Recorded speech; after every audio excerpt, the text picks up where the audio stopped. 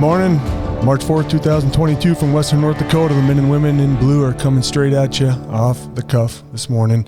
Good morning, Chief Dotzinger. Good morning, Kylan. How are you this morning? I'm really good. Thanks for asking. Can you believe it's March already?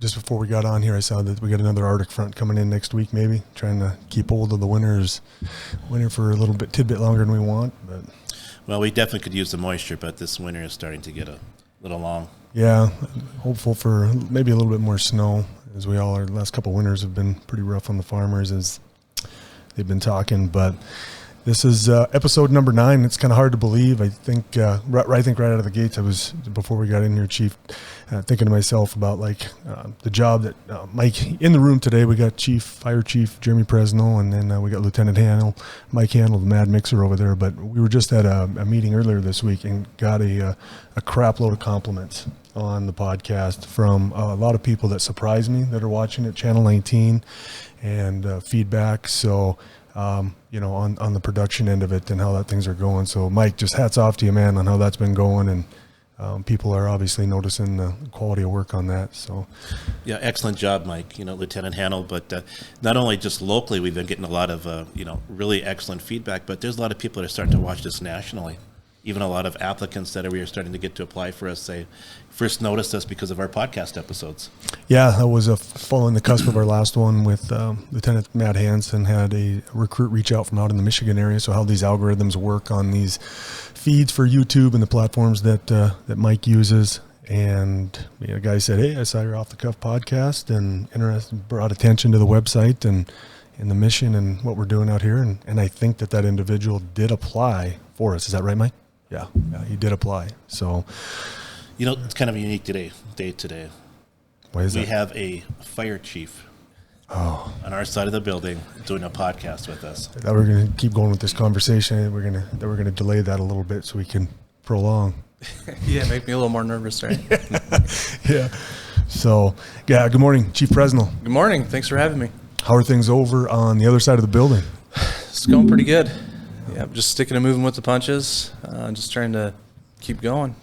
I think for the listeners, if the Public Safety Center up here, you're aware or not, we share a building with our fire department after the build, and it's was a great way, I think, to tie the two departments together for the city and kind of where it was at the beginning. Because before, not so much. We were down in the law enforcement center, but that was a nice addition, and it's been pretty good for us, I would say.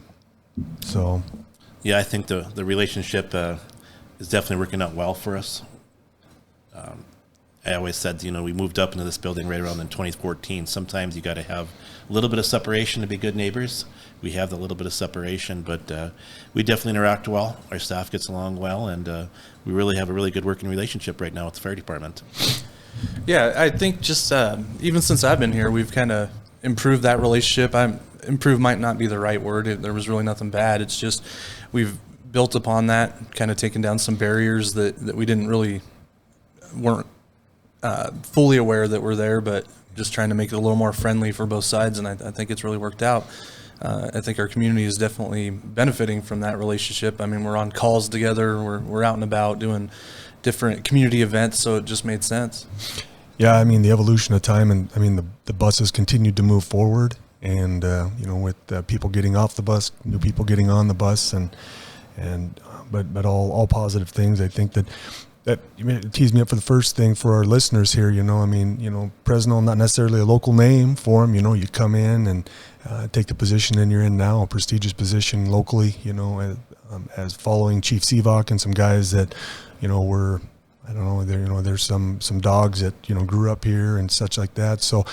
What is the community? You've been around and you've had some good exposure up to this point. But tell some of our listeners and viewers what do they about Chief Presnell? What do they need to know about you?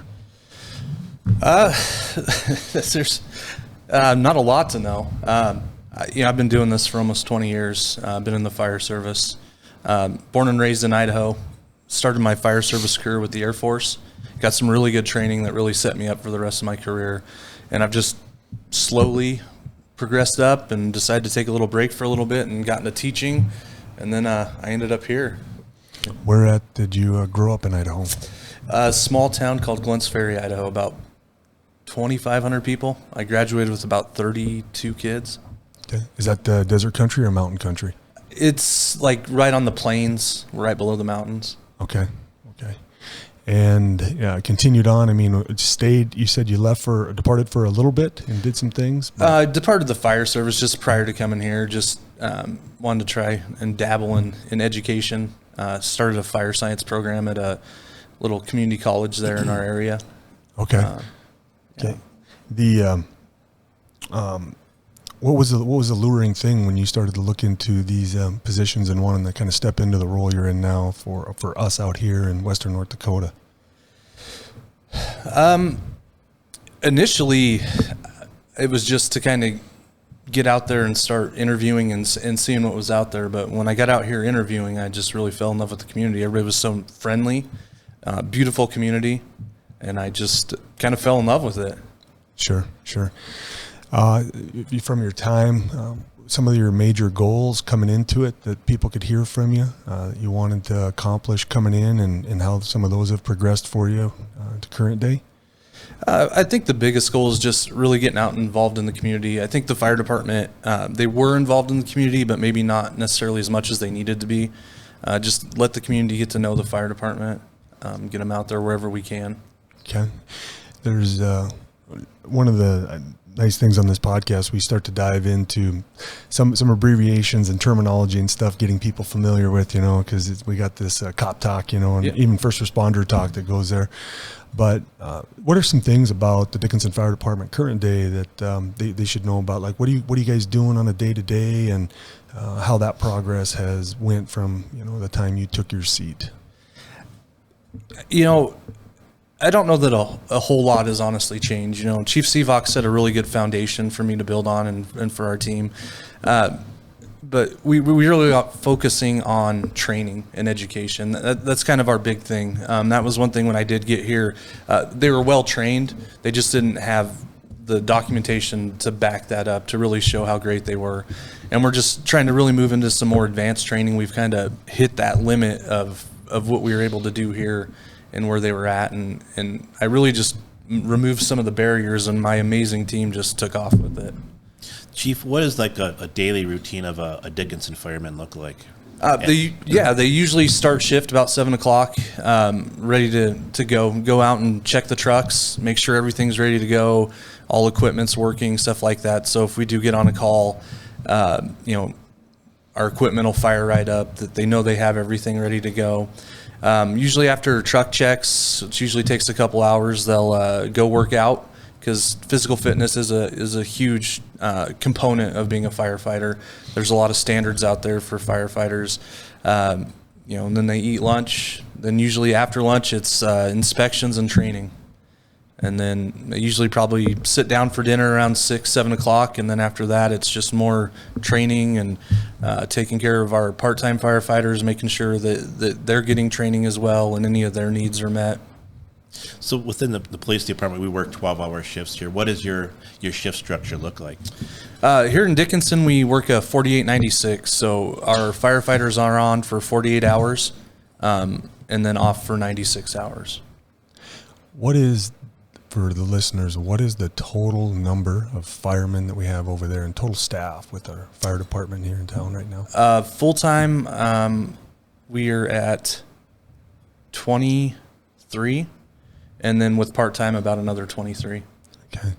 And how does it break down, as your structure goes, and some assignments and some of those duties and tasks that you guys do on a day-to-day? I mean, some people think firefighter, and right, I mean, they're out there holding the hose and they're putting out the blazing flame, but there's a lot of other things that on a day-to-day you got some staff taking care of the community with, right? Oh, yeah. We have people, that's one of the things when we really look at hiring a new firefighter, we don't necessarily look so much at their ability to fight fire and stuff like that, because that's something that we can work with. It's those other talents that they have. Maybe somebody's good with small engines, able to tear apart a small engine and diagnose and fix stuff like that, or other vehicles, or have other talents. So, yeah, we have people that just are really good at that stuff that we put into place that, take care of all of our chainsaws, our extrication equipment, stuff like that. We have a couple talented people that really do love training and just are setting up our training program, making sure it's getting pushed out. There's just all kinds of different stuff. And then we get in our fire prevention division that's out there doing, inspections all day long. And then the crews are just familiarizing themselves with the town. I think that's a good point. You guys respond to a lot of different calls other than just fire-related calls. I mean, you guys do medical, crash rescue calls, a lot of that stuff. You want to touch on that a little bit? Yeah, the fire service has kind of evolved from just firefighting. It's kind of become all hazards, just like policing has changed and really grown into a lot more than just going out there and driving around pulling people over. I know you guys do a ton more than that. The fire service has kind of done the same thing. We're getting into hazmat stuff where we're responding to fuel spills, gas leaks. We run EMS calls as a medical assist with the ambulance service because they stay pretty busy with the amount of calls they have. We don't transport. We just go help out on scene and help get people into the ambulance, into the hospital. We do respond to some vehicle accidents, usually if there's airbag deployment, injuries, or like fluid leakage. We are the regional hazmat team, so we actually do respond around the southwest region of North Dakota for all hazmat responses when requested. Structural collapse, confined space, so it's just pretty much everything, and the occasional cat in the tree. Gotcha. There's a trend nationally that was for a long time that put a lot of things on law enforcement's plate, over the course of a decade or 2 decades, and then pretty soon we were looking at a plate that, maybe too full, and leading me up to thinking about like mental health, and now there's a big part of it where they're even law enforcement will tell you largely that mental health, they would prefer mental health professionals to be dealing with that, and Chief Dossinger obviously been one of his missions trying to get like our critical incident team for mental health responses, so we're trained up better on it for sure. But there's another element that like we think that there's probably some people better suited to be handling some of these things than the uniform and the men and women in blue. So is there anything like that, like you look at as much as you say has grown the fire service, is there any trends like that, or things that the people are like, hey, firemen, firefighters should not be doing this, and that kind of take on it? Not that I've really heard, but I would agree with you. I think mental health for you guys, we don't deal with that kind of stuff as much because I think because of the lack of resources, you kind of are where people turn to with that immediately. When we get on a call and there's some type of mental health issue, you guys, the police department's usually the ones dealing with it. But I would agree that I don't know that we're fully equipped to be dealing with that kind of stuff. Sure. And so, over the course of time, how has your take on it? Because, all humor aside, when we're always teasing each other in the building here on the red versus the blue sort of thing, softball game kind of, pairs up some of this stuff for the kids. We got to bring up the softball game, right? Yeah. Well, Have you ever beat us? No, not yet. We've been recruiting now. We got a couple of ballers. Usually the humor is a little more crude than what they're listening to right now. So usually, yeah, all good though. But you, so you've been aspiring firefighter your whole career. Safe to say, for most of your life. How's that? How have you seen it in different communities layer into law enforcement and the blue uniform, and then up into here in Dickinson? There's always a playful back and forth, a little competitiveness. But, being completely honest, I think coming here and seeing the relationship here in Dickinson, I've never seen it quite like this. The amount of stuff we do together with the softball game, with the blood drive, with the Heroes Ball, stuff like that, I really just see us.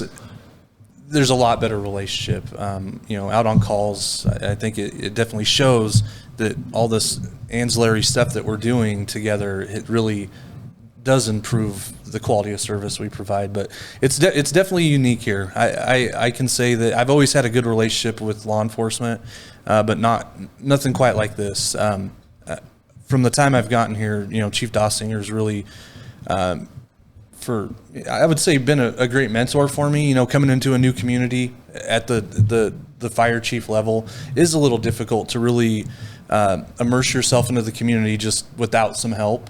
And I would say that Chief Dossinger kind of, has pointed me in the right direction, has been a mentor there for me, has always been there for me to kind of talk to about that stuff that, that I can't talk to my staff about or to somebody else. So I think that that really shows from, and really helps with that relationship top to bottom. One thing, Chief, that we've been working towards for a while is the rescue task force, joint as far as joint police fire response to critical incidents such as a potential active shooter situation. You want to touch on that a little bit? Yeah, I mean, this year is going to be jam-packed full of a lot of training and joint response scenarios. I know this last weekend we had a training going on with you guys, and I think it's continuing on for the next couple.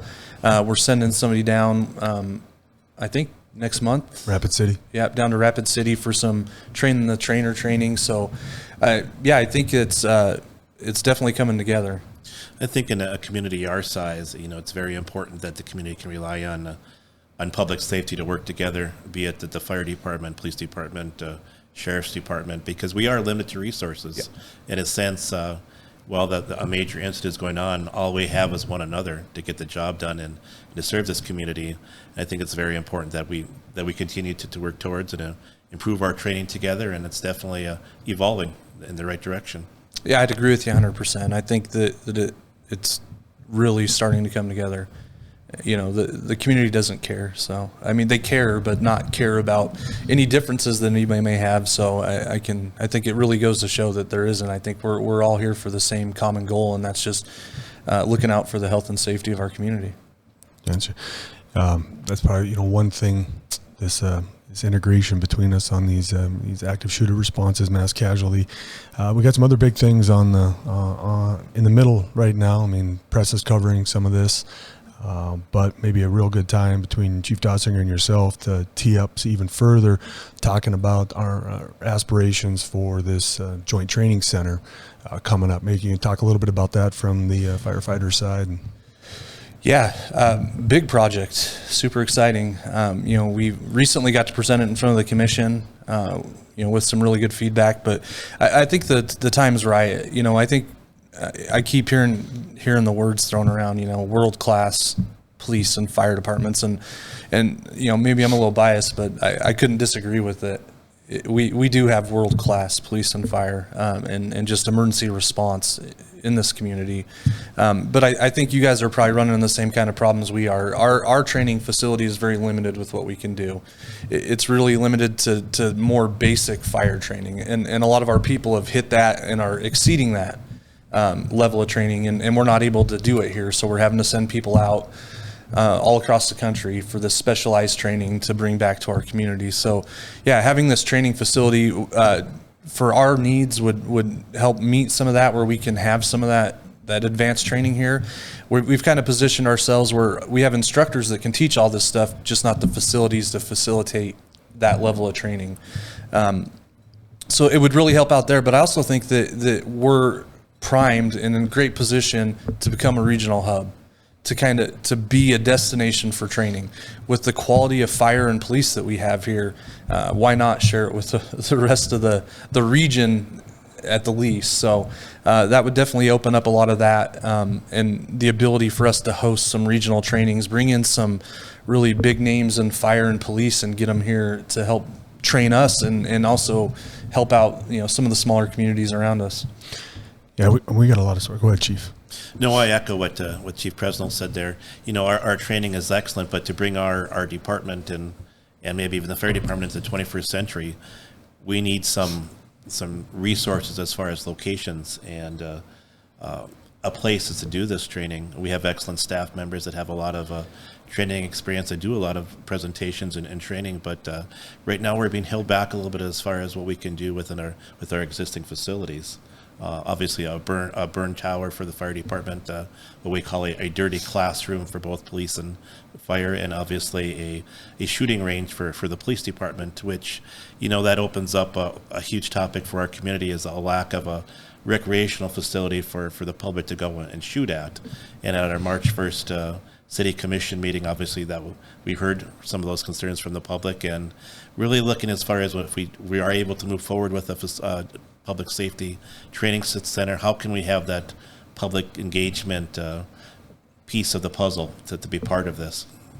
Yeah, I think a lot of people, many understand. We have a lot of people that have been first responders in the community, And then, but for some that may not understand it as much, when they start to hear the discussion, they think of training and they think of it maybe at a desk, learning, doing some things. And then they think of like, in a room or this static sort of environment where this takes place in our profession, right? And, for us, it's to do it well. And, it's got to be dynamic. You got to have space. You got to have, and then I know I've heard some just say in the past about like, use space and going to find businesses. And then Lieutenant Handel's here and former SWAT commander, thinking about training for SWAT, how difficult that was over the years to be able to lock down locations and things like that, to have easily accessible at any time or place to go to get some of this stuff done. You're really limited and restricted right now because of that. We do have some resources and things, but I think a space like this for for Chief Dotzinger and us up here, and for you over there at the fire department,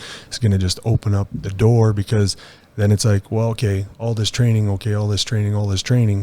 that's the national, that's the push right now across the country. When we're finding, for us on the fallibility side, when stuff's going bad and the headlines are hit, it's a buzzword. Sometimes it's used too much, but there certainly is, it certainly does mean something. And that's, I know in the last year, Chief, you've talked, we're trying to do a big focus on the training and picking that up and how we're being creative with it. And this training center, I think, allows us to be creative and dynamic. Well, when you have to make those split-second decisions and underneath a high stress, ultimately what you have to fall back on is your training. Yep. And that's what's going to help make you make that right decision. And, I've learned a lot about the fire department and the fire inner workings lately. Chief Presnell and I made a trip to Bismarck and they were nice enough to give us a tour of their burn tower, and it was I enjoyed it. It was a huge learning experience for me. And Chief Presnell, maybe you want to touch on that a little bit. Yeah, Bismarck did invite us down. We did get to go see a really great burn facility, multi-purpose. And I think that's something that we do need to emphasize about this training center is everything that we, all the design that went into this and the discussion, we really went with a lot of multi-purpose stuff. So the burn tower is not just for the fire department to burn in. We looked at making sure that law enforcement could come in and train in it too, with searching buildings or whatever you need. So we tried to make everything pretty multi-purpose, so to make sure we got the biggest bang for our buck, and that was throughout the entire facility. Just like Chief did talk about that dirty classroom, to really explain what that is. Obviously it gets a little cold in North Dakota in the wintertime, and it kind of limits our outdoor training ability, and then we are limited to sitting behind the desk doing the more static training, and that dirty classroom is an area that we can go in and continue to train while it's cold, and have trucks, pull hose, have you guys doing what you do, and it just gives us that space that's climate controlled to get all that done and be able to go 24/7. If my crew had it their way, they'd be out there with trucks in -30, and I got to kind of reel them in to make sure we don't damage equipment and keep them with a little more of the computer-based training during the wintertime. What is, we've talked a bunch and said at the burn tower, for the listeners, what does the burn tower do? What is the burn tower, maybe in some specific detail? The burn tower is just a facility, multi-level. The one we're looking at is 3 levels that allows us to have live fire, do search and rescue, just all kinds of different fire stuff. Movable walls, so it's never the same, to kind of get rid of that. That's one of the limitations of our current burn facility, is it's static. We can't move walls or anything like that, so it's the same evolutions going on constantly. We can change them up very little, so that starts to become that muscle memory that we don't want to happen, in a bad way, where this new one we're looking at, walls can be moved, different rooms can be burned in, so it's just a facility that's made to have live fire happening in it. You got your PhD, is that right? I don't have my PhD. I started my PhD. I saw one of your questions. Yeah. I did see that one. I thought it's out on a piece of paper a while back, and on somewhere I read something. No, I started it. But if you're asking about what my dissertation was going to be. Yes. So maybe even though we're not complete, what was it going to be on? I didn't submit it for approval. I was just going to look at alternate funding sources, almost like a NASCAR approach to the fire service, in sponsorship, to help fund the purchase. It was not very refined. I don't, not real sure that it would have got approved, but kind of, you know, putting a logo on a truck or facilities, stuff like that, to help kind of fund some of these projects. But it didn't really grab much traction. Now I'm trying to think what NASCAR logo or sponsor would look good on a red fire truck. Yes. I mean, I'm going to walk away from this. Yeah, NASCAR is going to stick. I think the school kind of walked away from it too, so you wouldn't be the first one. No, I started the program actually just a year before I started here, and when I got here, I just felt like the department and the city needed my attention more than me furthering my education. It was more of a personal goal than really, it wasn't going to get me anything. Yeah. You know, we have such a close relationship, I think, and as things have got better, you know, with the things that we're, you know, Chief Dossinger's mission up here and yourself over there, again, the bus moving forward, you know, our citizens, it's, you know, you can talk a lot of smoke for a period of time, but there's certain portions here where they're going to, you know, they want to hear from us, okay, well, you know, where do we need to get better at, right? Like, where do you guys need to tell us, you know, we're not perfect up here. You guys say you're not perfect. So where do we need to get better at right now in your eyes as you continue to evaluate your staff, the department, you know, this joint relationship up here at the Public Safety Center? In terms of, you know, just hitting the Public Safety Center, I don't know that there's really a lot of improvements you can do up here. This is an amazing facility, and we were already, you know, really doing our part to make the relationship better every day. You know, I don't think there's a whole lot to build on there. In terms of the fire department and what we have to improve on, I mean, we're looking at stuff every single day. We're looking for efficiencies in response. I think our biggest shortcoming, in my opinion, in the fire department was just our community involvement. Like, and that's hard because you guys, the police department is so involved in the community. So, you know, I look at it and base it off what you guys are doing, and it's like, wow, we're really lacking in community involvement. I mean, you guys got the coffee with the cop. There's so many fish and bobbers and badges, I think you guys call it, you know, whatever right. Creative name. Yeah. The podcast, which has turned out to be really great. I mean, there's just countless community events that you guys have, and there are some that we do with you guys, like the Touch a Truck, I think. Stair climb night. Yeah, stair climb. The Heroes Ball, stuff like that. So I think that was a huge shortcoming. I really like to be involved in the community, even with small things, you know. And just overall efficiencies is the big thing, you know. The fire service is just has tradition so instilled in our fabric that sometimes we do stuff because that's the way it's always been done. So I think that was one of the biggest things that we really did when I got here, was we started looking at how can we make things better. Customer service is a huge thing for me, and that is, you know, one thing that I really wanted my team to emphasize is just getting out there and being polite and courteous to our community. One thing, Chief, that kind of touched on a little bit is what you're doing with the schools right now, as far as kind of in conjunction with the CTE Center coming and what you guys have really established in programming with the schools. Yeah, some exciting stuff going on there. You know, when I first got here, my team did approach me. They're like, hey, we'd really like to get a high school fire academy going. So I was like, yeah, you know, eventually. Mm-hmm. You know, we had so much stuff going on, and then the school reached out and we threw together a program in a little under a month because they needed it to either happen now or it wasn't going to happen. And that's just really taken off. We went from like 13 students that first year, I think it was in 20, I think is when we first started it, to this year we're already at like 23 students, and that's about our limit on what we can allow just for instructor student ratio. But they've asked us to expand that program now. It is a Firefighter 1 Academy, the most basic firefighter training, into Fire 2 coming up in this next year. And then we also started talking with Dickinson State, or have been talking with them for a while, for an associate's in fire science. So we're hoping those two really mesh well together. These high school students can kind of get almost about a year's worth of this program done while they're in high school through us, and then move into this associate's program that we're also spearheading with the college. And I really think that's the future of education and career, is the more of the technical programs for a lot of students. I think that's the direction to go. I think I agree with you 100%. I think that that's what kids are going to start looking at is a profession, not necessarily just a degree and whatever. They're looking at these technical skills, especially in this area. I mean, with the oil fields and just law and fire and all these other industries. I think that's what the community is looking for too, is some of these more technical college programs. And I think one thing moving forward with the Public Safety Training Center is hopefully we can build off of some of them partnerships with Dickinson State University, the Dickinson Public School System, the Fire Department, the Police Department to help really shape and move that center along. Yeah, I agree with you 100%. And I think that, you can attest to that. That's something that we've discussed going through this whole planning and design of this facility is to help meet those needs, because you guys have your college program going and have a high school program, and I think that's going to become a big part of this as well.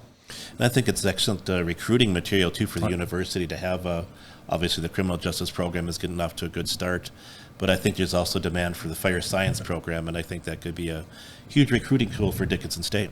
Where else in the region, like we're talking about here, like the Bismarck, Rapid City, Billings, Fargo, Minot, Grand Forks, with a fire science program, and built into the schools? You familiar with where like the next closest one would be, or a close one? There's nothing in North Dakota.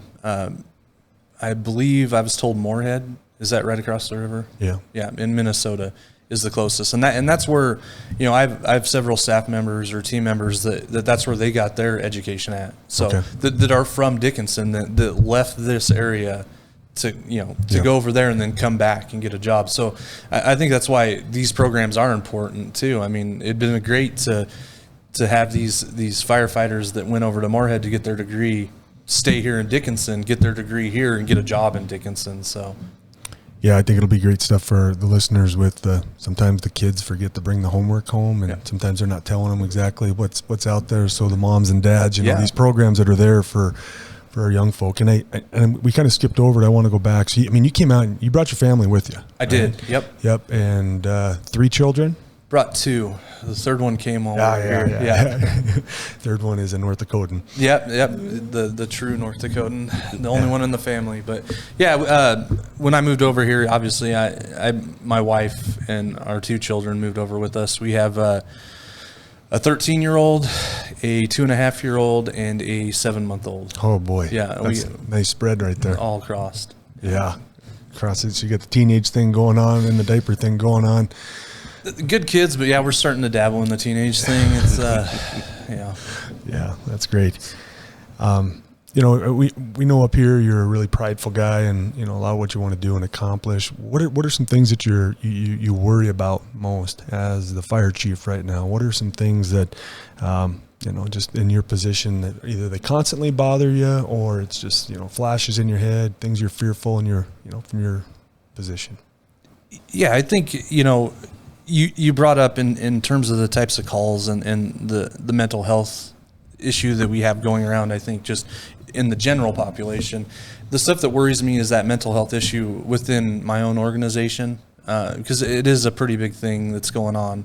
That the fire service and I don't imagine that law enforcement's exempt from it, but we're dealing with a lot of responder mental health too.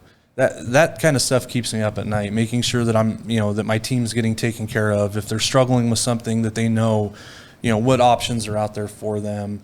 That's really the thing that I worry about the most. I listened to a podcast the other day, and they broke it down like this, and they're like, it's kind of a play on the words here, but it's like, well, when you get these first responders coming, it's like, well, the police show up, and it's kind of like dad coming to the party.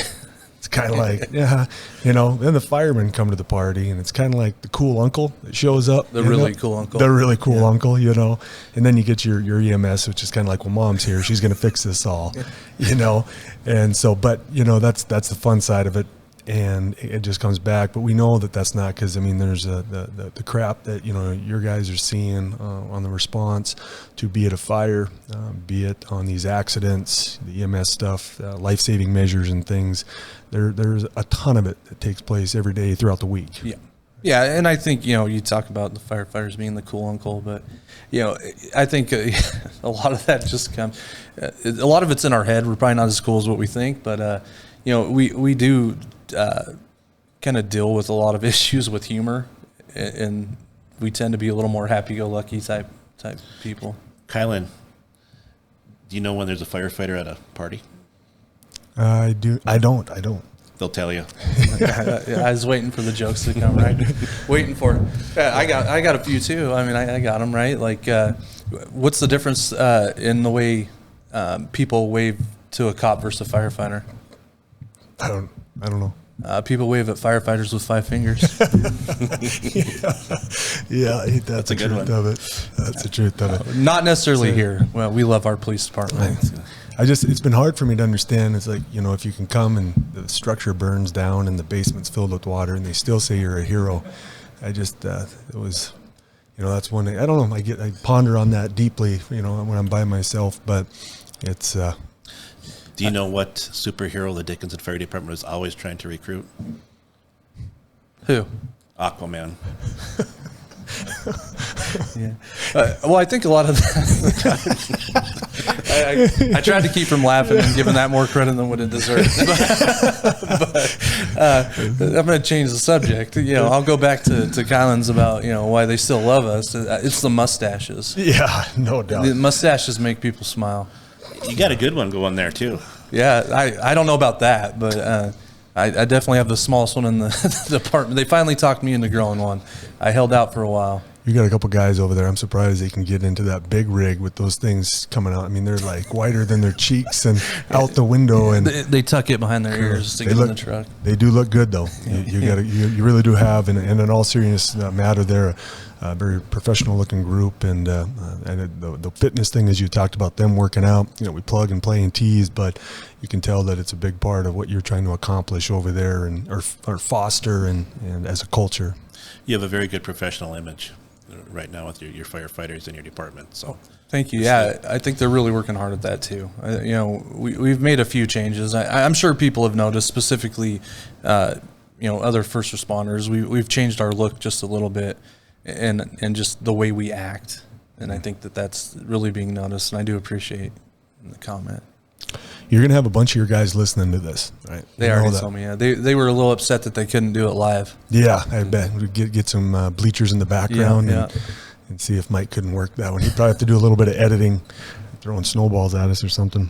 But, they're going to be listening to the messaging and such from you. I mean, and as a leader, somebody at the front of the pack on this deal, what are some pieces of advice that you wish you would have had as a young firefighter, as a young man, life in general, coming into this profession? You think it now, because you're blessed, obviously, you're still a young man, you and I are the same age, and it's like but you think back in that way, you still, you're in this new position and all these other things start to open up in front of you. So you have anything you could add to that rebuttal with? I've thought about this kind of stuff before, and I don't know if there's anything that if I would have known before that I would have done different. Just besides, I wish I'd have gone to it even sooner. It's the greatest job in the world. Like I honestly love coming to work every day. I'm the type of person that wakes up at 5 a.m, gets dressed, and gets to the station immediately. And works all day, and I'm just here all the time. But yeah, I don't know if there's anything specifically that I wish I knew. Back then, that could have helped me, be more successful or anything like that. Besides just, listen to the people that were there before you.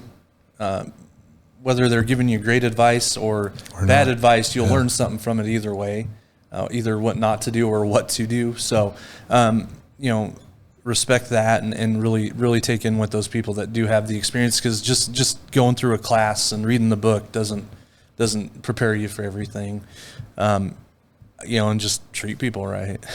Sure. How do you balance that work and home life? Public safety, it's always tough, trying to, everybody should communicate to a certain degree with your family, your spouse, as far as what you're going through, but yet keep that, confidentiality. How do you balance that? Yeah, I don't know that I'm the right person to ask about balancing life and work, and my wife would tell you that I'm terrible at it. You know, I really try not to take work home. So when I'm home, I'm home. You know, it'll always find you because emergencies happen, you know, at all hours of the day. But, you know, I just try to set aside time for my kids and my wife, and just completely leave work out of it. Because I don't know how it is in law enforcement, but in fire, if we're together, we're talking about fire stuff, and our wives hate it. You know, obviously, it seems like sometimes in the law enforcement world, there's a lot of friend groups that are cop groups because you always seems like you always have to talk about work or is that kind of the same on the fire side of it? Yeah, 100%. Yeah, we're all friends with each other. A lot of them hang out on the weekends. You know, we do stuff together, and you know, it does great things for building your team. I think it makes you a more cohesive team, but at the same time, it's really hard to push work away and actually get away from it. So what do you do to de-stress? What are some fun things, hobbies? What do you like to do? I like to woodwork. Not really so much here yet, because when we did move, we kind of downsized everything, and apparently that meant that all my tools and stuff got downsized, and everything else made it out here. More trees in Idaho too. Yeah, a lot more trees in Idaho. Right now, really, it's just getting home and hanging out with my kids, you know, and my wife, just as much as I can when I can. Do they come up here to the station much, the kids? And Not really. My kids are rambunctious. My 2.5-year-old's a little wild, so can't really just let him loose anywhere. Aspiring firefighter and the teenager? No, he wants to be a cop. Yeah? Yeah, Really? yeah. He You got the good DNA, huh? yeah, you can call it what you want. Somebody corrupted his mind somewhere down the line. No, he does. He thinks it's pretty cool. Like he's been to the station a few times, and he'll sit at the door and when there's one of the police officers out in the lobby or something, and I just haven't. I want to bring him over to meet you guys because you know he did want to be a cop. He goes back and forth between being a cop and being an engineer, like my wife. Oh, wow. Yeah, Those two ends of the spectrum there. way two ends of the spectrum. But if you would ask me when I was in high school what I wanted to be, it definitely wasn't a firefighter. Yeah. Firefighting found me. Sure. You know, you got the stage, you got the mic. I mean, any some things for some last thoughts or for our listeners related to the Dickinson Fire Department, you know, underneath Chief Presnell right now, and some messaging or anything you could provide them?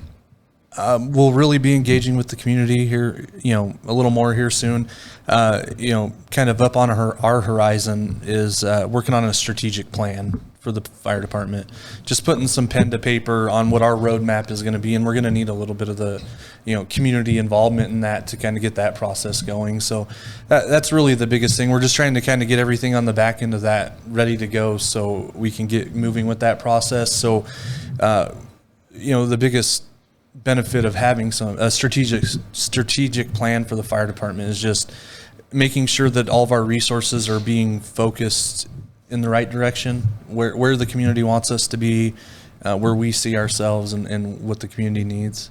How far out would you like your strategic plan to go? 3 years, 5 years? I think we're going to work on at first probably a 5-year. Okay. Yeah, I think because this initial one's probably going to be a pretty long, drawn-out process, and I don't know that I'll get as much participation if I'm trying to do it in 3 years. Sure. Yeah. Sure. Yeah, that's really good stuff. Anything else for him? No, I'm terrible at this stuff. Yeah. I'm honestly not a talker. I'm usually pretty quiet. Okay. No, that's no problem. I mean, Chief, do you had anything for Chief Presnell while we got him teed up here? The one thing you didn't tell us was that you like to rap. I don't necessarily like to rap. I don't know if you could call what I do rapping. I like hip hop music. Yeah. I told him I told him before this that he was going to have to do a 10 to 15 second clip, like an impromptu, and I was going to give him the category, and he was going to have to roll with like communications 101. And I don't. We probably wouldn't have. We would have lost him if that would have followed through with that one. It's so crazy that I chose rap music as my music of choice. Grew up on a farm my entire life. Dad listened to country. Mom, more like, I don't even know what the genre is, but more like Michael Bolton and stuff. I don't know what genre that is. Soft rock, maybe. Yeah. I don't know. And then me and my brother are like straight hip hop. Yeah, I was the same. It was Dwight Yoakam and an AM radio, you know. Yeah. My early influence though, before I got into hip hop, was like Billy Ray Cyrus, "Achy Breaky Heart." Oh yeah, can't go wrong with that. Alan Jackson, with the line dance to go with it too. I wasn't a dancer. I'm not a dancer. That surprises me. Yeah. As smooth as I look, I can't dance. Yeah, baby face, no doubt. Well, okay, so we like to finish it off with a little speed cuffing. We call it. Now, speed cuffing, I know, so you hear that noise in the background, right? It's like click, click. We try to get these handcuffs on as fast as we can when we're in some of these circumstances. And so we're going to be presenting you some questions, and then you are just to respond just as fast as you can, just at the tip of the tongue, whatever comes out. If it's a Freudian slip, so be it. That's all right. Mike, you can't edit anything here, just so you know. No extra pressure. No. Lucky me. Anyway, so that'll be about 30 seconds. We'll try to get through as many as we can and have some fun with it. So do you think you're ready to do it? Probably not, but let's do it. Okay. All right. Mikey, cut it loose. Ladder truck or tanker? Ladder truck. Idaho mountains or desert? Mountains. Your favorite book of all time? Harry Potter. Dr. Dre or Snoop Dogg? Dr. Dre. The movie Backdraft or Ladder 49? Ladder 49. First professional fire department in the U.S. was in what city? Boston. Interior attack or surround and drown? Interior. Favorite flavor of hot sauce? Hot sauce? Ooh. That's a tough one. Finish it out. I'm kind of a wimp. I'm not a huge hot sauce and don't really, maybe none. Cholula. That's a good one. Yeah. Cincinnati on the first. Was it Cincinnati? Professional fire department here. Yep. So that's good stuff. Chief Presnell, appreciate you being with us here for this episode number 9. And Chief Dossinger, for our listeners, you have any parting words for him? No, I'd like to thank Chief Presnell for coming aboard today, and look forward to continuing to work with the fire department and improving the public safety for our community. And thank you for coming over today. Yeah, thanks for having me. Didn't really get into my groove until there at the end, but it was fun. All right. We're going to have episode 10 coming off here in another month or so. For everybody now that's listening, please continue to subscribe to the podcast, Apple, Spotify, Google. Channel 19 it's on right now. That's getting a lot of traction. Facebook, Amazon Music. I mean, Mikey's got it everywhere. So just search off the Cuff Podcast, share it, follow us. Thank you, everybody. Have a good one. Maybe we'll see you in your groove at the Heroes Ball coming up. April 9th.